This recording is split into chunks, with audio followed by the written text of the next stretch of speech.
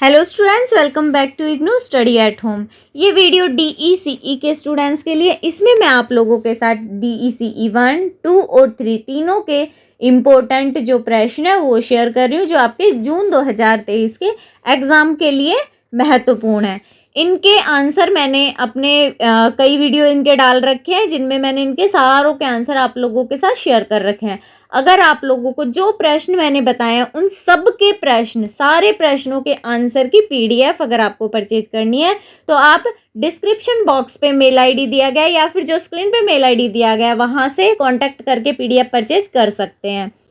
तो सबसे पहले DECE 1 के प्रश्न देखते हैं इंपॉर्टेंट। तो DECE 1 का पहला प्रश्न महत्वपूर्ण बनता है, कई बार एग्जाम में रिपीट हुआ है कि शाला पूर्व बच्चों के समूह के लिए एक सप्ताह की क्रियाओं की अनुसूची बनाइए। आपसे एक सप्ताह की पूछ सकते हैं, 3 दिन की पूछ सकते हैं या फिर 5 दिन की पूछ सकते हैं। आंसर सेम रहेगा, आपको बस क्रियाएं बदल देनी है कितने दिन तक।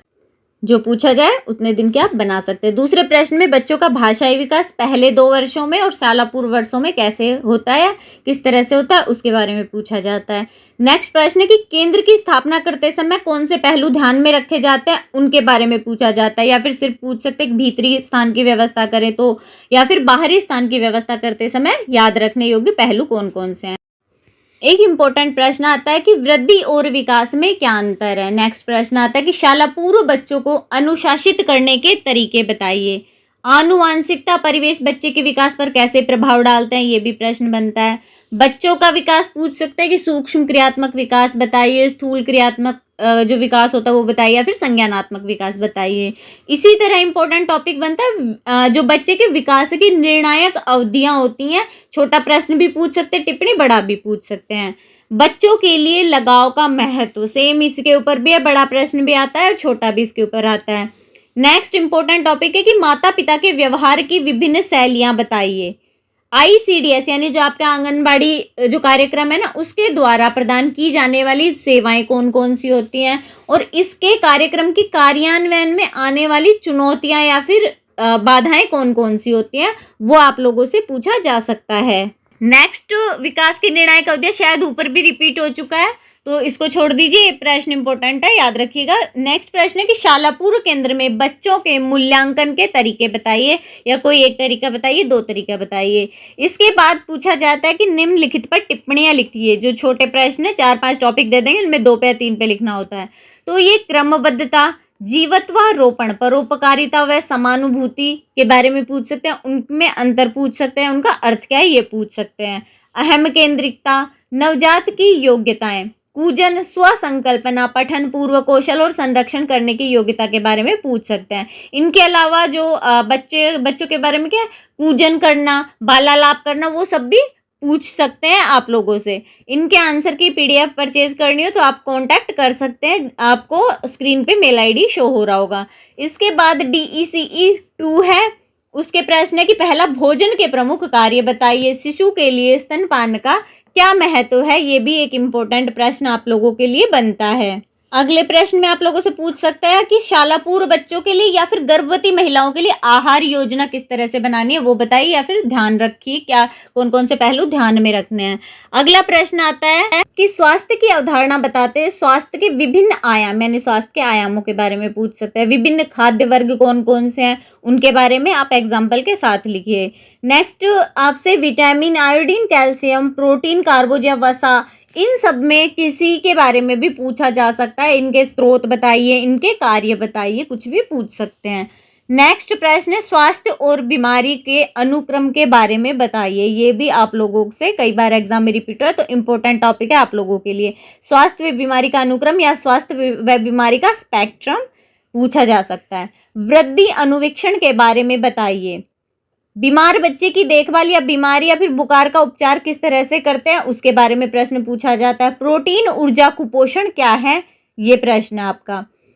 नेक्स्ट क्या, कुछ बीमारियों के ऊपर आप लोगों से टिप्पणी लिखवा सकते हैं, जैसे कि हैजा, तपेदिक, गलगंड रिकेट्स, क्वाशियोरकर, बेरीबेरी टाइफाइड, हैजा, स्कर्वी, एनीमिया, पेलाग्रा, जीरोपैथेलमिया, काली खांसी, स्कैबिज और खसरा। तो ये बीमारियां हैं जिनके ऊपर आप लोगों से बहुत बार ये रिपीट हुआ है, इसमें आप लोगों से पूछा जाता है कि भाई इन बीमारियों के या तो पूछ सकते हैं कि कारण बताइए, इनके लक्षण बताइए, या फिर इनका क्या इलाज हो सकता है वो बताइए।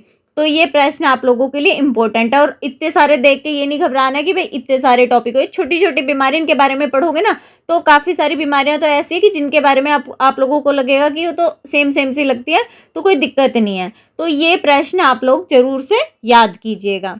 नेक्स्ट इसके बाद प्रश्न आता है कि स्तन्य काल यानी जब माँ बच्चे को दूध पिलाती है उस टाइम या फिर गर्भावस्था में किन पोषक तत्वों की जरूरतें बढ़ जाती हैं। स्तनपान कराने वाली महिला के लिए आहार सूची बनवा सकते हैं। अब कुछ संक्रमण है, जैसे आंख का एक संक्रमण, उसके बारे में बताइए, या श्वसन तंत्र के किसी संक्रमण के बारे में बताइए, ये आप याद कर लीजिएगा। बुखार के बारे में याद कर लीजिएगा कि भाई बुखार क्या होता है, बुखार के उपचार क्या होते हैं, क्या क्या सावधानियां रखनी पड़ती है वो देख लीजिएगा। आपसे निम्नलिखित के बारे में प्राथमिक उपचार पूछा जा सकता है, जैसे अस्थि भंग होना यानी किसी के हाथ की हड्डी टूट गई, पैर की हड्डी टूट जाना बेसिकली, तो क्या उपचार करें, प्राथमिक फर्स्ट एड क्या करना है अस्थि भंग होने पे। बिजली का झटका लगने पे क्या फर्स्ट एड करेंगे। अगर किसी ने गलती से विषाक्त या जहरीला पदार्थ खा लिया हो तो क्या फर्स्ट एड देंगे। नेक्स्ट, अगर किसी को कोई बर्न हो जाता है, जल जाता है, हाथ जल जाए, पैर जल जाए, स्किन कुछ भी मतलब जल जाए, तो क्या तुरंत आप फर्स्ट एड में तुरंत क्या इलाज कर सकते हैं वो बताइए। तो इन सब के आंसर भी आप लोगों को अवेलेबल हो जाएंगे पीडीएफ में। इसके बाद देखते हैं हम DECE 3 के प्रश्न कौन से हैं। आप लोगों को जो सारे प्रश्न बताए हैं उन सब के आंसर आपको पीडीएफ में मिल जाएंगे, तो ये मत सोचिएगा कि प्रश्न बताए गए हैं आंसर नहीं मिलेंगे। DECE 3 का जो इम्पोर्टेंट प्रश्न है, पहला प्रश्न है कि निम्नलिखित के योगदान बताइए, निम्नलिखित शिक्षाविदों के योगदान। तो Froebel, Friedrich Froebel, Maria Montessori, Tagore और ताराबाई मोदक के बारे में सबसे ज़्यादा अभी तक एग्जामों में पूछा गया है, तो इन चारों के बारे में आप जरूर से याद करके जाइएगा। दूसरा प्रश्न है कि बाल विकास व देखभाल कार्यक्रम की क्या आवश्यकता है या क्यों आवश्यकता होती है। या फिर यही प्रश्न पूछ सकते हैं कि प्रारंभिक बाल्यावस्था वर्षों के दौरान प्रारंभिक बाल्यावस्था देखभाल व शिक्षा सेवाएं प्रदान करना क्यों महत्वपूर्ण है। या इसी को घुमा के पूछ सकते हैं कि प्रारंभिक बाल विकास अंतक्षेपों का तर्क आधार बताइए। यानी प्रश्न आंसर एक रहेगा, प्रश्न को 3 तरीके से पूछा गया है। नेक्स्ट प्रश्न आता है कि बच्चों को लेबल करने के क्या प्रभाव है, पूछ सकते हैं। या फिर सीधा पूछ सकते हैं कि सकारात्मक प्रभाव क्या है लेबल करने के, या फिर नकारात्मक प्रभाव क्या है बच्चों को लेबल करने के। अक्षमता, क्षति व विकलांगता में क्या अंतर है ये बताइए।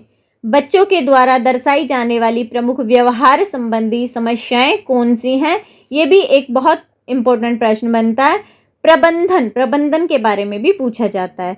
मोबाइल क्रैश क्या है और मोबाइल क्रैश की अद्वितीय विशेषताओं के बारे में भी पूछा जाता है। पर्यवेक्षक की विशेषताएं, पर्यवेक्षक यानी कि जो आपका सुपरवाइजर होता है, आंगनबाड़ी सुपरवाइजर, उसकी विशेषताएं बतानी है। प्रमस्तिष्क घात क्या है, प्रमस्तिष्क घात वाले जो बच्चे होते हैं उनके क्या लक्षण होते हैं, यानी किस तरह से हम देख के पहचान जाएं कि भाई उन्हें प्रमस्तिष्क घात की समस्या हो सकती है या उसकी विशेषताएं क्या हैं।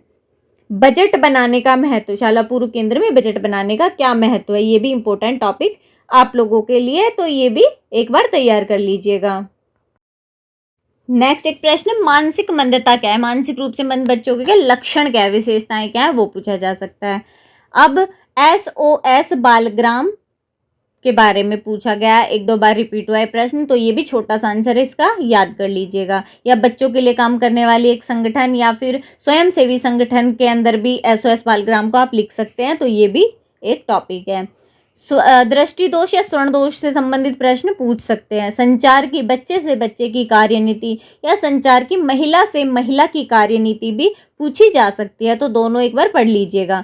निम्नलिखित पर टिप्पणी लिखिए। स्वयंसेवी संगठन, अब स्वयंसेवी संगठन के बारे में पूछा जाए ना, तो आप मोबाइल क्रैश जो पीछे पड़ा है उसको भी लिख सकते हैं, और आप जहां आपने SOS बालग्राम पढ़ा था ना उसको भी लिख सकते हैं। भूमिका अभिनय, विशेष शिक्षा की विशेषताएं, CDPO के कार्य, अति सक्रिय बच्चे से निपटना, ये आपको याद करने हैं।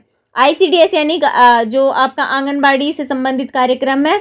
बाल देखभाल संगठन की विशेषताएं बताइए। अक्षम बच्चों के माता पिता जो होते हैं ना, उनकी व्यवहार संबंधी व्यवहार शैलियाँ कैसी होती है, उनके मनोभाव कैसे होते हैं, उनके बारे में भी प्रश्न पूछा जाता है।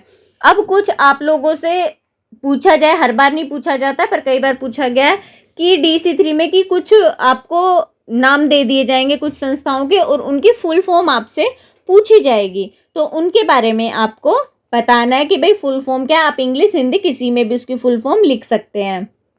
तो सबसे पहले निपसेड की पूछी जा सकती है, इम्पोर्टेंट है ये, कि निपसेड की फुल फॉर्म है national institute of public cooperation and child development, यानी राष्ट्रीय जन सहयोग और बाल विकास निपसेड की फुल फॉर्म है। यूनिसेफ की पूछी जाती है यूनाइटेड नेशंस चिल्ड्रंस फंड, यानी संयुक्त राष्ट्र बाल कोष।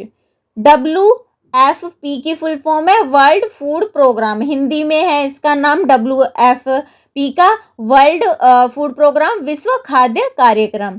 WHO वर्ल्ड हेल्थ ऑर्गेनाइजेशन, यानी कि विश्व स्वास्थ्य संगठन, इसकी फुल फॉर्म है WHO की। नेक्स्ट है केयर की फुल फॉर्म है cooperative for American relief everywhere.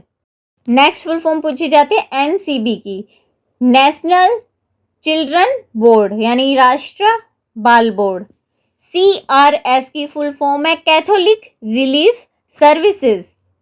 इसके बाद आपसे पूछा जाता है ICCW, Indian council for child welfare, यानी भारतीय बाल कल्याण परिषद।